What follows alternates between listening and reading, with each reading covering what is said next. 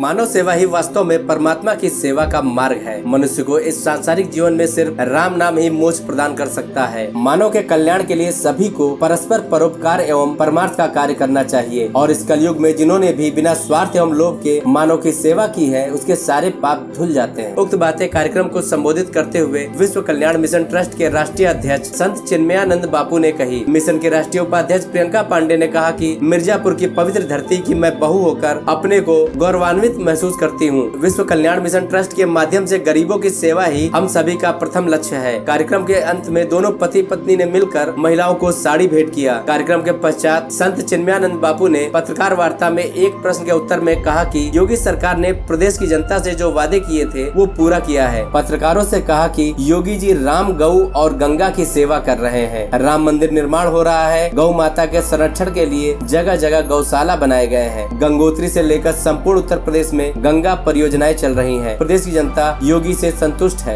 ये पूरी वसुधा हमारा परिवार है, वसुधैव कुटुंबकम। इसलिए मैं ना तो कोई जाति भेद करता हूँ, ना ही मेरे लिए कोई धर्म भेद रहता है। बस इंसान है, इतना हमारे लिए काफी है। कोई इंसान होना चाहिए। तो हमारा सभी से प्रेम है, सभी समाज के लोगों से प्रेम है, सभी वर्ग से हमारा प्रेम है। और यह कोई मैं दान की भावना से सेवा का कार्य नहीं करता हूँ। एक प्रेमवश यूं समझिए, एक संत के द्वारा एक प्रसाद रूप में आपको दिया जा रहा है, जिसको आप सहर्ष से स्वीकार करेंगे। यही सेवा का असली महत्व है। समाज के हर वर्ग को इतनी खुशी हो रही है मुझे, और आज अभी मैं बैठे बैठे यही सोच रही थी कि और क्या सेवा कार्य करूं मैं मिर्जापुर के लिए, कि मैं महिलाओं के लिए, बच्चों के लिए एक बड़े लक्ष्य के साथ यहाँ कुछ और अच्छे सेवा कार्य कर सकूं।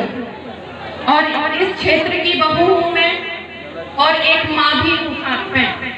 तो मैं सब आप माताओं से यही अनुरोध करती हूँ कि जिस तरीके से हम अपनी बेटियों को अच्छे संस्कार देकर अपने घर से विदा करते हैं, वैसे ही हम एक माँ हैं, एक औरत हैं, तो हमें अपनी बेटियों की शिक्षा पर भी बहुत ध्यान देना चाहिए।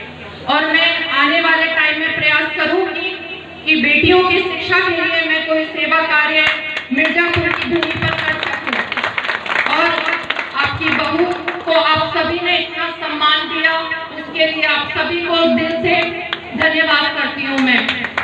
और बस ऐसा ही प्रेम और आशीर्वाद आप मुझ पर बनाए रखें, ताकि आने वाले समय में मैं और बड़े स्तर पर सेवा के कार्य कर सकूं। धन्यवाद। जय श्री राम।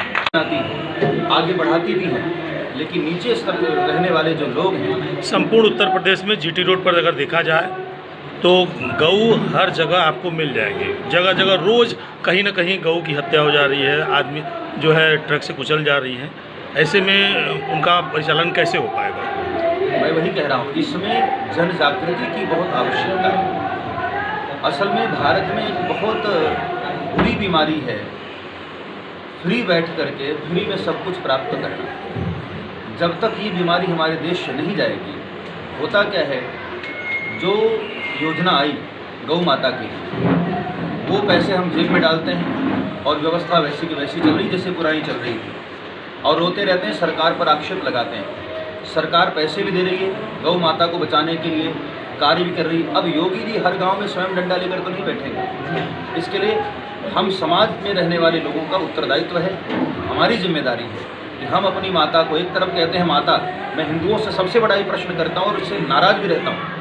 एक तरफ हम कहते हैं गौ हमारी माता है, और दूसरी तरफ हम उसको आवारा बना करके रोड पर छोड़ देते हैं। ये हमारे हिंदुओं के लिए शर्म की बात है।